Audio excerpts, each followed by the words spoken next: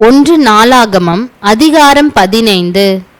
அவன் தனக்கு தாவீதின் நகரத்தில் வீடுகளை உண்டாக்கி தேவனுடைய பெட்டிக்கு ஒரு ஸ்தலத்தை ஆயத்தப்படுத்தி அதற்கு ஒரு கூடாரத்தை போட்டான். பிற்பாடு தாவீது, லேவியர் ஒழிய வேறொருவரும் தேவனுடைய பெட்டியை எடுக்கலாகாது, தேவனுடைய பெட்டியை எடுக்கவும் என்றைக்கும் அவருக்கு பணிவிடை செய்யவும் அவர்களையே கர்த்தர் தெரிந்து கொண்டார் என்றான். அப்படியே கர்த்தருடைய பெட்டிக்கு தான் ஆயத்தப்படுத்தின அதன் ஸ்தலத்திற்கு அதை கொண்டு வரும்படி தாவீது இஸ்ரவேலை எல்லாம் எருசலேமிலே கூடிவர செய்தான். ஆரோனின் புத்திரரையும் லேவியராகிய கோகாத் புத்திரரில் பிரபுவாகிய ஊரியேலையும் அவன் சகோதரராகிய 120 பேரையும், மெராரியின் புத்திரரில் பிரபுவாகிய அசாயாவையும் அவன் சகோதரராகிய 220 பேரையும், கெர்சோன் புத்திரரில் பிரபுவாகிய யோவேலையும் அவன் சகோதரராகிய 130 பேரையும், எலிசாப்பான் புத்திரரில் பிரபுவாகிய செமாயாவையும் அவன் சகோதரராகிய 200 பேரையும், எப்ரோன் புத்திரரில் பிரபுவாகிய எலியேலையும் அவன் சகோதரராகிய 80 பேரையும், ஊசியேல் புத்திரரில் பிரபுவாகிய அம்மினதாபையும் அவன் சகோதரராகிய 112 பேரையும் தாவீது கூடிவர பண்ணினான். பின்பு தாவீது ஆசாரியராகிய சாதோக்கையும் அபியத்தாரையும் லேவியராகிய ஊரியேல், அசாயா, யோவேல், செமாயா, எலியேல், அம்மினதாப் என்பவர்களையும் அழைத்து அவர்களை நோக்கி, லேவியரில் நீங்கள் பிதாக்களுடைய சந்ததிகளின் தலைவர், நீங்கள் இஸ்ரவேலின் தேவனாகிய கர்த்தரின் பெட்டியை அதற்கு நான் ஆயத்தம் பண்ணின ஸ்தலத்திற்கு கொண்டு வரும்படி உங்களையும் உங்கள் சகோதரரையும் பரிசுத்தம் பண்ணிக்கொள்ளுங்கள். முதலில் நீங்கள் அதை சுமக்காதபடியினாலும் நாம் நம்முடைய தேவனாகிய கர்த்தரை நியாயமானபடியே தேடாதே போனபடியினாலும் அவர் நமக்குள்ளே அடிவிழ பண்ணினார் என்றான்.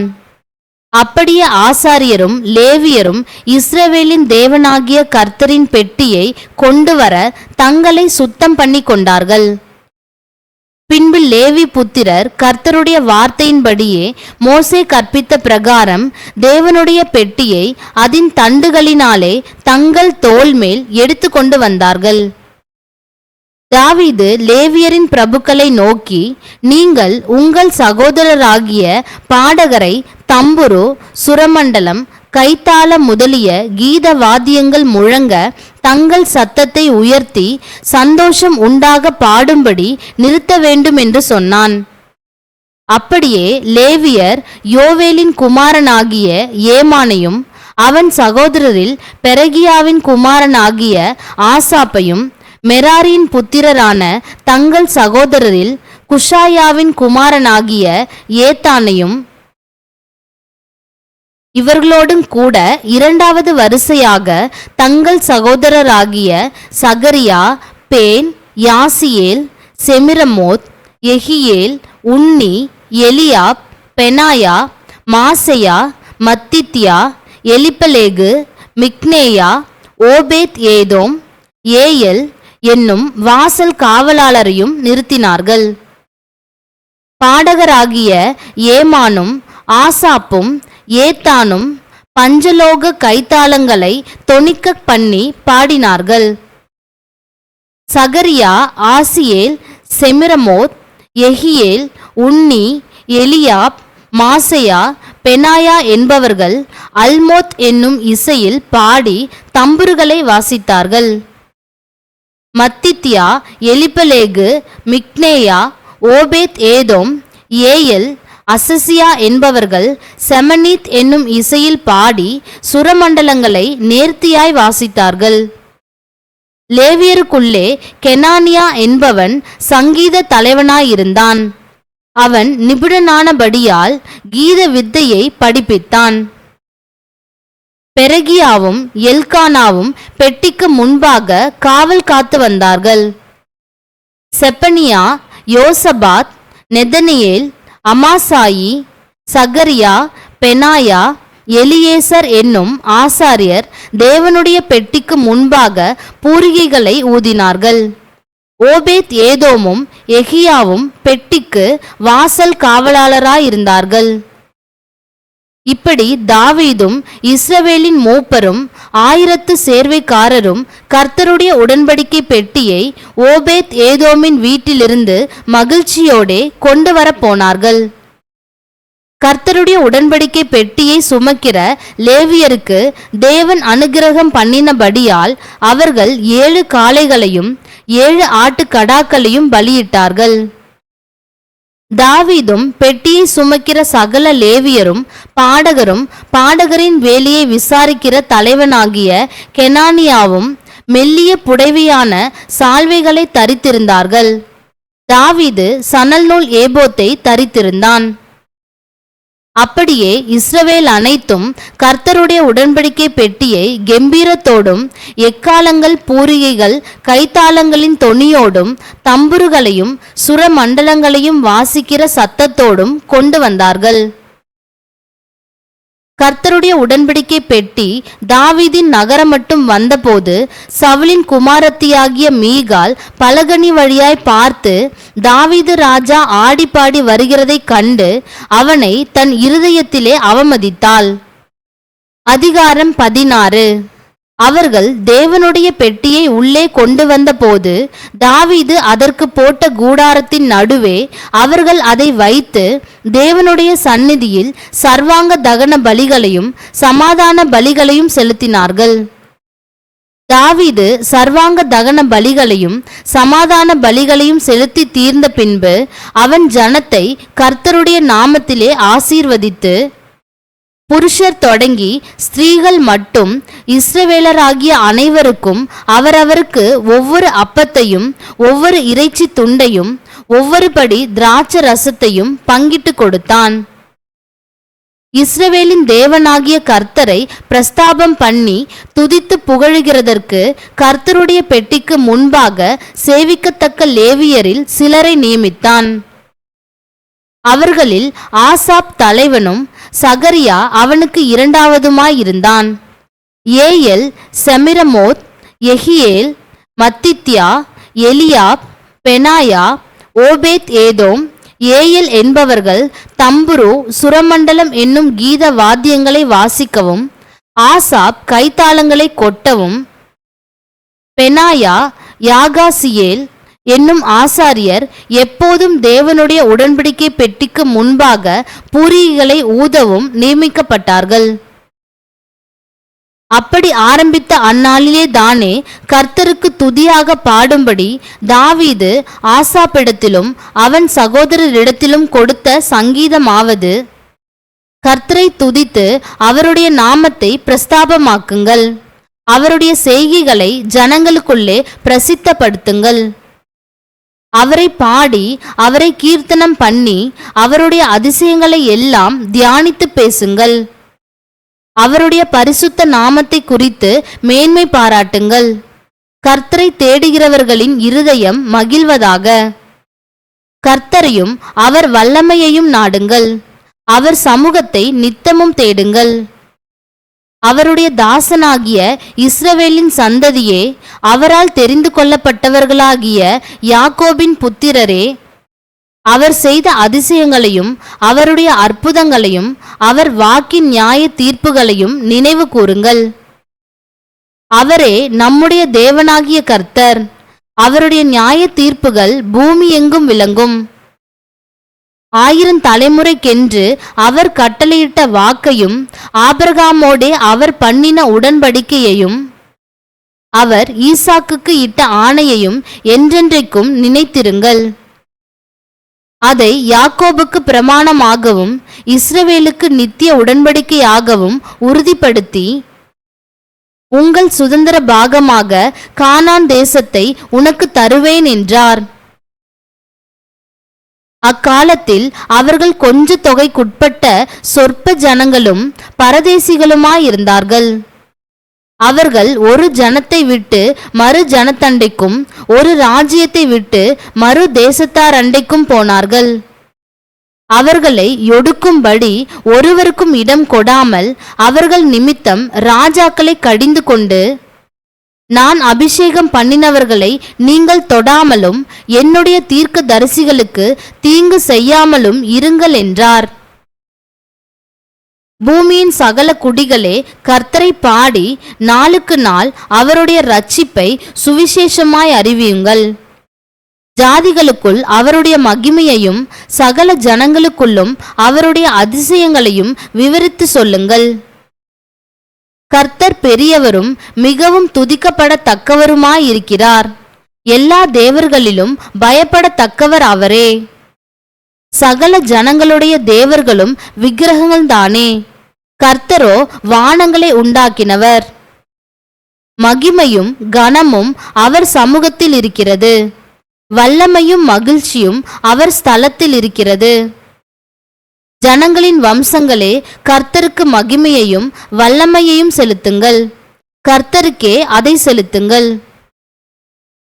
கர்த்தருக்கு அவருடைய நாமத்திற்குரிய மகிமையை செலுத்தி காணிக்கைகளை கொண்டு வந்து அவருடைய சந்நிதியில் பிரவேசியுங்கள்.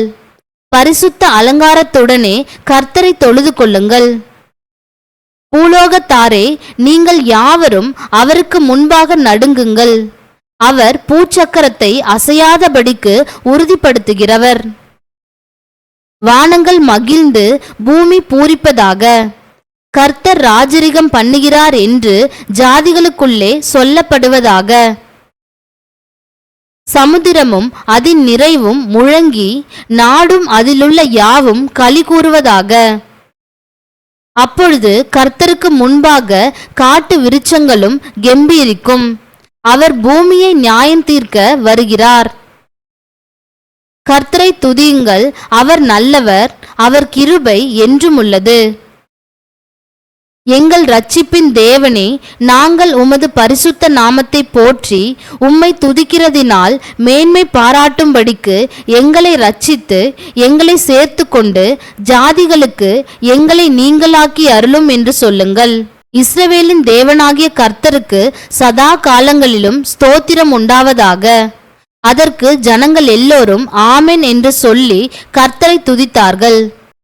பின்பு பெட்டிக்கு முன்பாக நித்தம் அன்றாடக முறையாய் சேவிக்கும்படி அவன் அங்கே கர்த்தருடைய உடன்படிக்கை பெட்டிக்கு முன்பாக ஆசாப்பையும் அவன் சகோதரரையும் ஓபேத் ஏதோமையும் அவர்களுடைய சகோதரராகிய 68 பேரையும் வைத்து,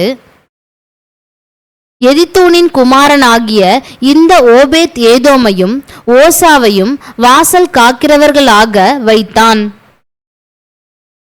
கிபியோனில் உள்ள மேட்டின் மேலிருக்கிற கர்த்தருடைய வாசஸ்தலத்திற்கு முன்பாக இருக்கிற சர்வாங்க தகன பலிபீடத்தின் மேல் சர்வாங்க தகனங்களை நித்தமும் அந்தி சந்தியில் கர்த்தர் இஸ்ரவேலுக்கு கற்பித்த நியாயப்பிரமாணத்தில் எழுதியிருக்கிறபடியெல்லாம் கர்த்தருக்கு செலுத்துவதற்காக அங்கே அவன் ஆசாரியனாகிய சாதோக்கையும் அவன் சகோதரராகிய ஆசாரியரையும் வைத்து, இவர்களோடும் கூட ஏமானையும் எதித்துனையும் பேர் பேராக குறித்து தெரிந்து கொள்ளப்பட்ட மற்ற சிலரையும் கர்த்தருடைய கிருபை என்றுமுள்ளது என்று அவரை துதிக்கவும், பூரிகைகளையும் கைத்தாளங்களையும் தேவனை பாடுகிறக்குரிய கீத வாத்தியங்களையும் தொனிக்க செய்யவும் அவர்களுடன் ஏமானையும் எதித்தூனையும் வைத்து எதித்தூனின் குமாரரை வாசல் காக்கிறவர்களாக கட்டளையிட்டான். பின்பு ஜனங்கள் எல்லோரும் அவரவர் தங்கள் வீட்டிற்கு போனார்கள். தாவீதும் தன் வீட்டாரை ஆசீர்வதிக்க திரும்பினான். அதிகாரம் 17. தாவீது தன் வீட்டிலே வாசமாயிருக்கிற போது அவன் தீர்க்கதரிசியாகிய நாத்தானை நோக்கி, பாரும், நான் கேதுரு மர வீட்டிலே வாசம் பண்ணுகிறேன். கர்த்தருடைய உடன்படிக்கை பெட்டியோ திரைகளின் கீழ் இருக்கிறது என்றான். அப்பொழுது நாத்தான் தாவீதை நோக்கி, உம்முடைய இருதயத்தில் இருக்கிறதை எல்லாம் செய்யும், தேவன் உம்மோடு இருக்கிறார் என்றான். அன்று ராத்திரியிலே தேவனுடைய வார்த்தை நாத்தானுக்கு உண்டாகி, அவர், நீ போய் என் தாசனாகிய தாவீதை நோக்கி, கர்த்தர் சொல்லுகிறது என்னவென்றால், நான் வாசமாயிருக்க நீ எனக்கு ஆலயத்தை கட்ட வேண்டாம். நான் இஸ்ரவேலை வரப்பண்ணின நாள் முதற்கொண்டு இந்நாள் வரைக்கும் நான் ஒரு ஆலயத்திலே வாசம் பண்ணாமல் ஒரு கூடாரத்திலிருந்து மறு கூடாரத்துக்கும் ஒரு வாசஸ்தலத்திலிருந்து மறு வாசஸ்தலத்துக்கும் போனேன். நான் சகல இஸ்ரவேலோடும் உலாவி வந்த எவ்விடத்தில் ஆகிலும் நான் என் ஜனத்தை மேய்க்க கற்பித்த இஸ்ரவேலின் நியாயாதிபதிகளில் யாதொருவனை நோக்கி, நீங்கள் எனக்கு கேதுரு மரத்தால் செய்யப்பட்ட ஆலயத்தை கட்டாதிருக்கிறது என்ன என்று யாதொரு வார்த்தை சொன்னது உண்டோ?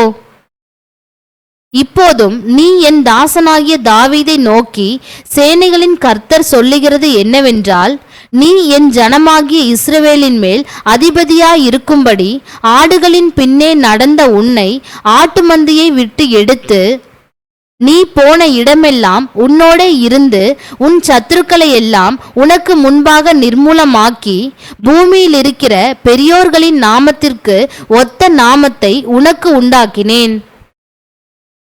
நான் என் ஜனமாகிய இஸ்ரவேலுக்கு ஒரு இடத்தையும் ஏற்படுத்தி அவர்கள் தங்கள் ஸ்தானத்திலே குடியிருக்கவும் இனி அவர்கள் அலையாமலும் முன்போலும் நான் என் ஜனமாகிய இஸ்ரவேலின் மேல் நியாயாதிபதிகளை கட்டளையிட்ட நாள் முதல் நடந்தது போலும் நியாயக்கேட்டின் மக்களால் இனி சிறுமைப்படாமலும் இருக்கவும் அவர்களை நாட்டினேன்.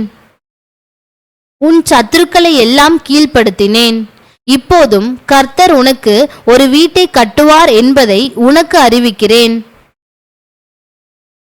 நீ உன் பிதாக்களிடத்திலே போக உன் நாட்கள் நிறைவேறும் போது நான் உனக்கு பின்பு உன் புத்திரரில் ஒருவனாகிய உன் சந்ததியை எழும்ப பண்ணி அவன் ராஜ்யத்தை நிலைப்படுத்துவேன். அவன் எனக்கு ஒரு ஆலயத்தை கட்டுவான். அவன் சிங்காசனத்தை என்றைக்கும் நிலைக்க பண்ணுவேன். நான் அவனுக்கு பிதாவாயிருப்பேன், அவன் எனக்கு குமாரனாயிருப்பான். உனக்கு முன்னிருந்தவனை விட்டு என் கிருபையை நான் விலக பண்ணினது போல அவனை விட்டு விலக பண்ணாமல் அவனை என் ஆலயத்திலும் என் ராஜ்யத்திலும் என்றென்றைக்கும் நிலைக்க பண்ணுவேன்.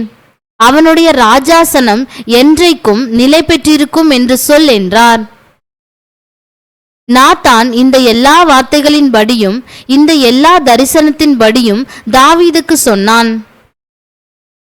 அப்பொழுது தாவீது ராஜா உட்பிரவேசித்து கர்த்தருடைய சமூகத்தில் இருந்து, தேவனாகிய கர்த்தாவே, தேவரீர் என்னை இதுவரைக்கும் கொண்டு வந்ததற்கு நான் எம்மாத்திரம், என் வீடும் எம்மாத்திரம். தேவனே, இது இன்னும் உம்முடைய பார்வைக்கு கொஞ்ச காரியமாயிருக்கிறது என்று தேவனான கர்த்தராயிருக்கிற நீர் உமது அடியானுடைய வீட்டை குறித்து வெகு தூரமாயிருக்கும் காலத்து செய்தியையும் சொல்லி என்னை மகா மேன்மையான சந்ததியின் மனுஷனாக பார்த்தீர். உமது அடியானுக்கு உண்டாகும் கனத்தை பற்றி தாவீது அப்புறம் உம்மோடே சொல்வது என்ன? தேவரீர் உமது அடியானை அறிவீர். கர்த்தாவே, உமது அடியானின் நிமித்தமும் உமது இருதயத்தின்படியும் இந்த பெரிய காரியங்களை எல்லாம் அறிய பண்ணும்படிக்கு இந்த பெரிய காரியத்தை எல்லாம் செய்தீர். கர்த்தாவே, நாங்கள் எங்கள் காதுகளால் கேட்ட எல்லாவற்றின்படியும் தேவரீருக்கு நிகரானவர் இல்லை, உம்மை தவிர வேறே தேவனும் இல்லை. உமது ஜனமாகிய இஸ்ரவேலுக்கு நிகரான ஜனமும் உண்டோ? பூலோகத்தில் இந்த ஒரே ஜாதியை தேவனாகிய நீர் உமக்கு ஜனமாக மீட்கும்படி பயங்கரமான பெரிய காரியங்களினால் உமக்கு கீர்த்தியை உண்டாக்கி நீர் எகிப்திற்கு நீங்களாக்கி மீட்ட உமது ஜனத்திற்கு முன்பாக ஜாதிகளை துரத்தி உமது ஜனமாகிய இஸ்ரவேலர் என்றைக்கும் உமது ஜனமாயிருப்பதற்கு அவர்களை நிலைப்படுத்தி கர்த்தராகிய நீர்தாமே அவர்களுக்கு தேவனானீர். இப்போதும் கர்த்தாவே, தேவரீர் அடியானையும் அவன் வீட்டையும் குறித்து சொன்ன வார்த்தை என்றென்றைக்கும் நிலைவரப்பட்டிருப்பதாக. தேவரீர் சொன்னபடியே செய்தருளும். ஆம், அது நிலைவரப்பட்டிருக்கவும் இஸ்ரவேலின் தேவனாகிய சேனைகளின் கர்த்தர் இஸ்ரவேலுக்கு தேவன் என்றும் உமது அடியானாகிய தாவீதின் வீடு உமக்கு முன்பாக திடமானதென்றும் சொல்லப்படுவதினால் உமது நாமம் என்றைக்கும் மகிமைப்படவும் கடவது. உனக்கு வீடு கட்டுவேன் என்று என் தேவனாகிய நீர் உமது அடியான் செவி கேட்க வெளிப்படுத்தினீர். ஆகையால் உமக்கு முன்பாக விண்ணப்பம் பண்ண உமது அடியானுக்கு மனதைரியம் கிடைத்தது. இப்போதும் கர்த்தாவே, நீரே தேவன். நீர் உமது அடியானை குறித்து இந்த நல்ல விசேஷத்தை சொன்னீர். இப்போதும் உமது அடியானின் வீடு என்றைக்கும் உமக்கு முன்பாக இருக்கும்படிக்கு அதை ஆசீர்வதித்தருளினீர். கர்த்தராகிய தேவரீர் அதை ஆசீர்வதித்தபடியினால் அது என்றைக்கும் ஆசீர்வதிக்கப்பட்டிருக்கும் என்றான். அதிகாரம் 18. இதற்கு பின்பு தாவீது பெலிஸ்தரை முறிய அடித்து அவர்களை கீழ்ப்படுத்தி காத் பட்டணத்தையும் அதன் கிராமங்களையும் பெலிஸ்தரின் கையிலிருந்து பிடித்து கொண்டான். அவன் மோவாபியரையும் முறிய அடித்ததினால் மோவாபியர் தாவீதை சேவித்து அவனுக்கு காணிக்கைகளை செலுத்தினார்கள். சோபாவின் ராஜாவாகிய ஆதாரேசர் ஐபிராத் நதியண்டையில் தன் இராணுவத்தை நிறுத்தப் போகிற போது தாவீது அவனையும் ஆமாத்தின் கிட்டே முறியடித்தான். அவனுக்கு இருந்த 1000 ரதங்களையும் 7000 குதிரை வீரரையும் 20,000 காலாட்களையும் பிடித்து ரதங்களில் 100 ரதங்களை வைத்துக்கொண்டு மற்றவைகளை எல்லாம் துண்டாடி போட்டான். சோபாவின் ராஜாவாகிய ஆதாரேசருக்கு உதவி செய்ய தமஸ்கு பட்டணத்தாராகிய சீரியர் வந்தார்கள். தாவீது சீரியரில் 22,000 பேரை வெட்டி போட்டு தமஸ்குவுக்கு அடுத்த சீரியாவிலே தானியங்களை வைத்தான். சீரியர் தாவீதை சேவித்து அவனுக்கு காணிக்கைகளை செலுத்தினார்கள். தாவீது போன இடத்திலெல்லாம் கர்த்தர் அவனை காப்பாற்றினார். ஆதாரேசரின் சேவகருக்கு இருந்த பொன் பரிசைகளை தாவீது எடுத்து அவைகளை எருசலேமுக்கு கொண்டு வந்தான். ஆதாரேசரின் பட்டணங்களாகிய திப்காத்திலும் கூனிலும் இருந்து தாவீது வெகு திரளான வெண்கலத்தையும் எடுத்து கொண்டு வந்தான். அதனாலே சாலமோன் வெண்கல கடல் தொட்டியையும் தூண்களையும் வெண்கல தட்டுமுட்டுகளையும் உண்டாக்கினான். தாவீது சோபாவின் ராஜாவாகிய ஆதாரேசரின் இராணுவத்தை எல்லாம் முறிய அடித்த செய்தியை ஆமாத்தின் ராஜாவாகிய தோயூ கேட்டபோது அவன் தாவீது ராஜாவின் சுகசெய்தியை விசாரிக்கவும் அவன் ஆதாரேசரோடு யுத்தம் பண்ணி அவனை முறிய அடித்ததற்காக அவனுக்கு வினவுதல் சொல்லவும் தன் குமாரனாகிய அதோராமையும் பொன்னும் வெள்ளியும் வெண்கலமுமான சகலவித தட்டு முட்டுகளையும் அவனிடத்துக்கு அனுப்பினான். ஆதாரேசர் தோயூவின் மேல் யுத்தம் பண்ணுகிறவனாயிருந்தான். அந்த தட்டுமுட்டுகளையும் தான் ஏதோமியர், மோவாபியர், அம்மோன் புத்திரர், பெலிஸ்தர், அமலேக்கியர் என்னும் சகல ஜாதிகளின் கையிலும் வாங்கின வெள்ளியையும் பொன்னையும் கூட தாவீது ராஜா கர்த்தருக்கு பரிசுத்தம் என்று நேர்ந்து கொண்டான். செருயாவின் குமாரன் அபிசாயி உப்பு பள்ளத்தாக்கிலே 18,000 ஏதோமியரை முறியடித்தான். ஆகையால் தாவீது ஏதோமிலே தானியம் போட்டான். ஏதோமியர் எல்லோரும் அவனை சேவிக்கிறவர்களானார்கள். தாவீது போன இடத்திலெல்லாம் கர்த்தர் அவனை காப்பாற்றினார். தாவீது இஸ்ரவேலையெல்லாம் ஆண்டு தன்னுடைய ஜனத்திற்கெல்லாம் நியாயமும் நீதியும் செய்தான்.